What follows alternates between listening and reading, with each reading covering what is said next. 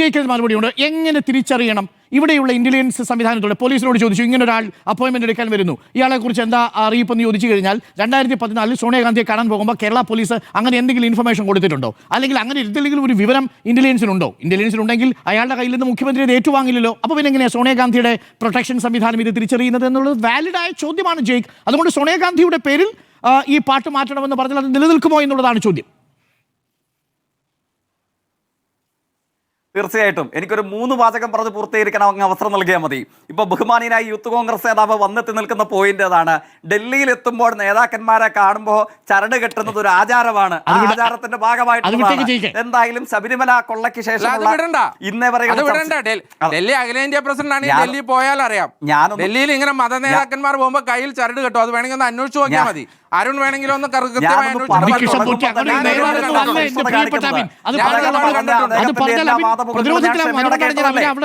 പ്രതിരോധത്തിലാവില്ല. എന്തിനാ പ്രതിരോധത്തിലാവുന്നേ? ഞാനടക്കമുള്ള ഒരുപാട് ആളുകൾ കണ്ടിട്ടുണ്ട്. ഞങ്ങളുടെ കയ്യിൽ അവിടുത്തെ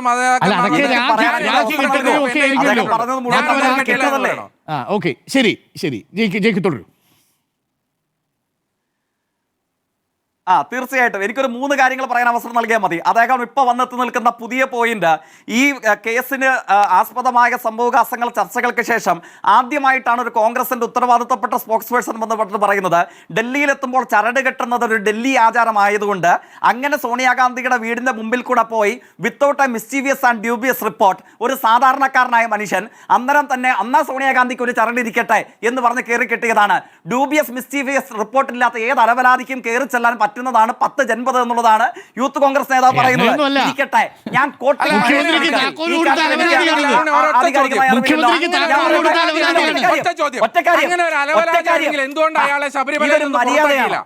ഇതൊരു മര്യാദയാണ്. അതിലേക്ക് പോകണ്ട. ജയ്ക്ക് പറഞ്ഞു തീർക്കണം. ഞാൻ അഭിനോട് സമയം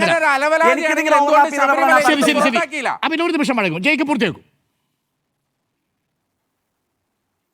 ഇദ്ദേഹം എന്തിനാണ് ഇങ്ങനെ ഓവർലാപ്പ് ചെയ്ത് ഇടപെടുന്നത്? ഒരു ചർച്ച അതിന്റെ അവസാന ഘട്ടത്തിൽ കൊണ്ട് അലമ്പാക്കുന്നത് കൊണ്ട് എന്ത് ഗുണം? അദ്ദേഹം പറഞ്ഞത് മുഴുവൻ ക്ഷമയോടെ കേട്ടിരുന്നതല്ലേ ഞാൻ. Without a dubious and mischievous report ഏതവൻ വന്നാലും കയറി ഇരിക്കാൻ പറ്റുന്നതാണോ? കെ കരുണാകരന് കയറി ചെല്ലാൻ വിലക്കുണ്ടായിരുന്ന 10 ജൻപത്? അതാണ് എന്റെ ചോദ്യം. ഇനി കോട്ടിംഗ് മഹേഷ് പണിക്കർ, ഇദ്ദേഹം ശബരിമലയിലെ പ്രധാനിയാണോ? ആങ്കറിന്റെ ഓർമ്മയിലില്ലേ മഹേഷ് പണിക്കർ ഈ കാര്യത്തിൽ എന്നേക്കാൾ അങ്ങേക്കാൾ അവധാനതയും അറിവുള്ള ആളല്ലേ? എന്താ പറഞ്ഞത്? മേൽശാന്തിക്കാരനാണോ? അല്ല.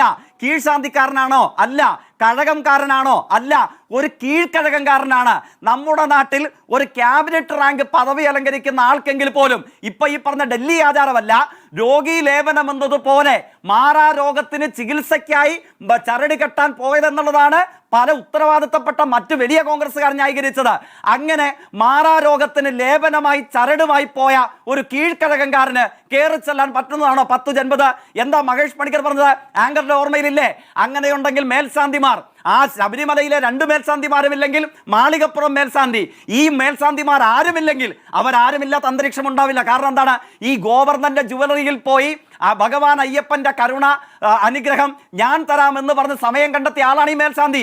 ആ മേൽശാന്തിമാർ സോണിയാഗാന്ധിയുടെ വീട്ടിൽ വിളിച്ചാൽ പോകാതിരിക്കുമോ? അവിടെയാണ് പ്രശ്നം. മേൽശാന്തി പോയില്ല, ശാന്തിക്കാർ പോയില്ല, കഴകംകാർ പോയില്ല, കീഴ്ക്കഴകത്തിൽപ്പെട്ട ഒരാൾ പോയിരിക്കുന്നു. കീഴ്ക്കഴകം ശബരിമല എന്നല്ല, ലോകത്തൊരു ക്ഷേത്രത്തിലും പ്രധാനപ്പെട്ട പദവിയല്ല.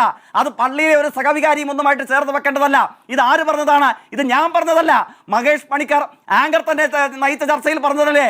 എന്നിട്ടോ ആ കീഴ്ക്കഴകംകാരൻ എങ്ങനെ പ്രവേശനം കിട്ടിയെന്ന് ചോദിക്കുമ്പോൾ ഇവിടുത്തെ UDF കൺവീനർ പറയുന്നത് അയാൾ വിളിച്ചിട്ടാണ് UDFന്റെ കൺവീനർ പോയത്. ആങ്കർ അത് കേട്ടില്ലേ? എന്താ ആ ചോദ്യം ഉയർന്നില്ല? അങ്ങനെ ശബരിമലയിലെ അമ്പലക്കള്ളനായ ഒരു കീഴ്ക്കഴകംകാരനും അയാളുടെ കയ്യിൽ നിന്ന് കട്ട സ്വർണം വാങ്ങിയ ബെല്ലാരിക്കാരൻ ഗോവർദ്ധനും വിളിക്കുമ്പോൾ പോകേണ്ട ആളാണോ കേരളത്തിലെ UDFന്റെ കൺവീനർ? ഇവനൊക്കെ എങ്ങനെ കയറി? DBS മിസ്റ്റീവിയസ് റിപ്പോർട്ടിന്റെ പശ്ചാത്തലമില്ലാത്ത ഏതവനും കയറാൻ പറ്റുന്ന സ്ഥലമാണ് 10 ജൻപത്. അങ്ങ് ഇതിനല്ലേ മറുപടി പറയേണ്ടത്? ആ ചോദ്യം ചോദിക്കുമ്പോൾ ഈ ദേവസ്വം വിജിലൻസിനും പോലീസ് വിജിലൻസിനും ഒക്കെ എന്തായിരുന്നു പണി ജയ്ക്ക് ഈ സമയത്ത്?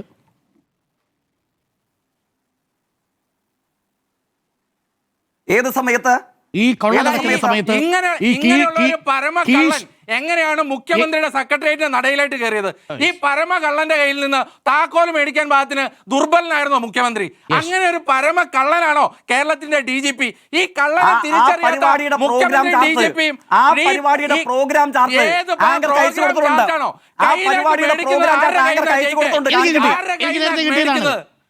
പക്ഷെ അവിടെയും അബിൻ പോയതുപോലെ ഒരു പ്രശ്നം കൂടി ഉണ്ട് ജയിക്ക്. കാര്യം ആ പ്രോഗ്രാമിന്റെ ലിസ്റ്റിൽ ഇല്ലാത്ത ഒരാൾ എങ്ങനെയാണ് മുഖ്യമന്ത്രിക്ക് അപ്രതീക്ഷിതമായിട്ട് താക്കോൽ കൊടുക്കുക? ഈ പരമകള്ളൻ എങ്ങനെയാ മുഖ്യമന്ത്രിയുടെ അടുക്കലേക്ക് ചെന്നത്? ഈ പരമകള്ളനോട് മുഖ്യമന്ത്രി പറഞ്ഞേ? പരിപാടികളെ സംബന്ധിച്ച് അങ്ങയുടെ അനുഭവം എന്താണ്? ഇപ്പൊ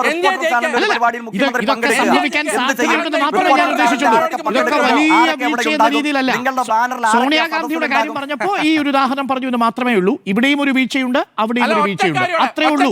നമുക്കതിനെ സോണിയാഗാന്ധിയെ പിടിച്ചിട്ടുണ്ട്, പിണറായി വിജയനെ പിടിച്ചിട്ടുണ്ട്. അതാണ് എന്റെ ടേക്ക് ചെയ്യും. അല്ല സോണിയാഗാന്ധിയും അല്ല ജയിക്കെ സോണിയാഗാന്ധിക്ക് ഈ സ്വർണ്ണക്കൊള്ളയിൽ പങ്കുള്ളതായിട്ട് നിങ്ങൾ പറയുന്നില്ല. മുഖ്യമന്ത്രി പിണറായി വിജയന് പങ്കുള്ളതായിട്ട് കോൺഗ്രസും പറയുന്നില്ല, അബിനും പറയുന്നില്ല. അത്രേ ഉള്ളൂ.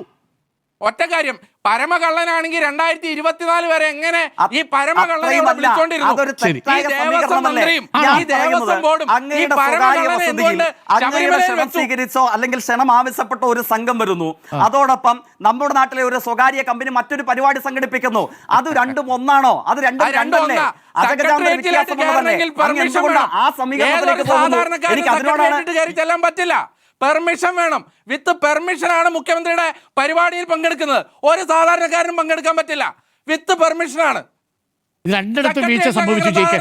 എനിക്കൊന്ന് നമ്മൾ അതിലേക്ക് അങ്ങനെ എത്തിച്ചേരാൻ പറ്റുമെന്നുള്ളതായിരിക്കും. നിങ്ങൾ രണ്ടുപേരും ഉത്തരവാദിത്വപ്പെട്ട നേതാക്കളാണ്. ഈ വിഷയത്തെ അങ്ങനെ കണ്ടുകൂടെ നമുക്ക്? രണ്ടിടത്തും വീഴ്ച സംഭവിച്ചു എന്നതിനും അപ്പുറത്തേക്ക് ഇതിപ്പോൾ തന്ത്രിയിലേക്ക് എത്തി നിൽക്കുന്നു. ഒരു സംഘമുണ്ട്, അവർ അന്വേഷണം പുറത്തു വരട്ടെ. അങ്ങനെ നമുക്ക് ഈ ചർച്ച അവസാനിപ്പിച്ചൂടെ? ഈ സോണിയിലേക്കും പിണറായിലേക്കും പോകുന്നതിന് പകരം ജയിക്ക്. ഇതിനകത്ത് കട്ടവരൊക്കെ ജയിലിനുള്ളിൽ കിടക്കാം.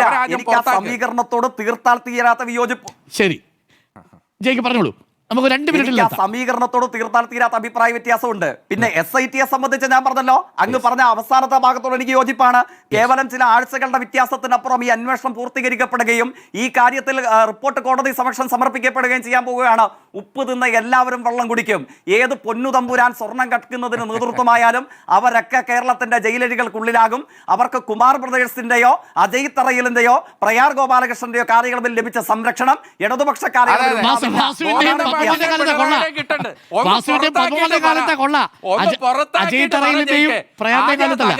ലേബലെങ്കിലും എടുത്ത് മാറ്റം ഒന്ന് പുറത്താക്കിയിട്ട് പറ. കള്ളൻ 90 ദിവസമായിട്ട് ജയിലിൽ കിടക്കുക. അവരെ ഇപ്പോഴും ജില്ലാ കമ്മിറ്റി അംഗമായിട്ട് വെച്ച് വാഴിക്കുന്ന സംരക്ഷണം അത് തന്നെയാണ് പറഞ്ഞത്. ജയിലിൽ പോലും പോകാതെ നിങ്ങൾ സംരക്ഷിച്ച കുമാർ സഹോദരന്മാരുടെയും പ്രയാർ ഗോപാലകൃഷ്ണന്റെയും അജയ് തറയിലിന്റെയും ഇപ്പോഴും പെൻഷൻ വാങ്ങാതെ ഒരു കുമാര സഹോദരൻ വീട്ടിലുണ്ടല്ലോ. ആ അമ്പലവർഷ അനുഭവം ഇവിടെ ഉണ്ടാവില്ല. പുറത്താക്കി ജയിക്കുക, എന്നിട്ട് ഗീർവാണം അഴിക്ക്. പുറത്താക്ക, എന്നിട്ട് ഗീർവാണം പറ. എനിക്കൊരു പ്രേക്ഷകർ അയച്ചേക്കുന്ന ചോദ്യം കൂടി ഞാൻ അങ്ങയോട് ചോദിക്കുകയാണ്. അബിൻ, വിത്ത് യുവർ പെർമിഷൻ, ഒറ്റ കാര്യം കൂടി. ഈ നമ്മൾ ഇതുവരെ പറഞ്ഞത് പോറ്റി വന്നതിനെ കുറിച്ച്, ഈ ഗോവർദ്ധന്റെ സാന്നിധ്യം ജൻപദിൽ വന്നത് അതൊരു സംശയിക്കേണ്ട ഒരു സാഹചര്യമുണ്ടോ എന്നൊരു പ്രേക്ഷകൻ ചോദിച്ചിട്ടുണ്ട്. ആ പ്രേക്ഷകൻ അയച്ചെന്നൊരു ചോദ്യം കൂടി ഞാൻ അങ്ങോട്ട് ചോദിക്കുകയാണ്. അതിന് മറുപടി അങ്ങേക്ക് പറയണമെങ്കിൽ പറയാം, ഇല്ലെങ്കിൽ അത് വിടാം. അല്ല, ഞാൻ ആദ്യം പറഞ്ഞല്ലോ, ഡ്യൂബിയസ് റെക്കോർഡ് ഉണ്ടെങ്കിൽ ഒരാളെ അങ്ങോട്ട് കേറ്റില്ല. ഇവരെ കുറിച്ചൊന്നും ഡ്യൂബിയസ് റെക്കോർഡ് ഇല്ലാത്തത് കൊണ്ടാണ്, ഒരു ഇന്റലിജൻസ് ഡ്യൂബിയസ് റെക്കോർഡ് കൊടുക്കാത്തതുകൊണ്ടാണ്. അതെ, ഒരു അലവരാതിയാണെങ്കിൽ 2024 വരെ എങ്ങനെയാണ് ശബരിമലയിൽ വെച്ച് വാഴിച്ചത്? ആ അലവരാതി എങ്ങനെയാ പിണറായി വിജയന്റെ അടുക്കൽ പോയത്? ആ അലവരാതി എങ്ങനെയാ അലവരാതിയുടെ കൂടെ ഞാൻ നിങ്ങൾ രണ്ടുപേരുടെ അനുവാദത്തോടു കൂടി ചർച്ച അവസാനിപ്പിക്കട്ടെ. SITയുടെ അന്വേഷണത്തിൽ അഭിനം തൃപ്തികരമാണ്. ഒരു MLAക്ക് പോലും പറ്റിയില്ല, എന്നിട്ടാണ് MLAക്ക് ഒരു പിണറായി വിജയന്റെ അടുക്കലേക്ക് പോകാൻ പറ്റിയില്ല. അന്നേരമാണ് ഈ അലവരാതി പിണറായി വിജയന്റെ അടുക്കലേക്ക് പോയത്. ഒരു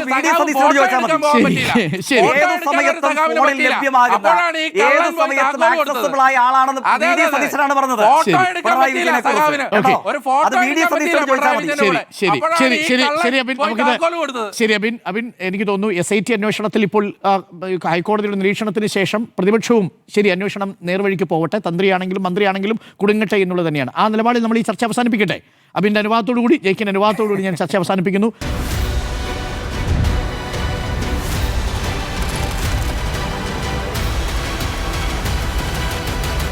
Debate with Dr. Arun Kumar.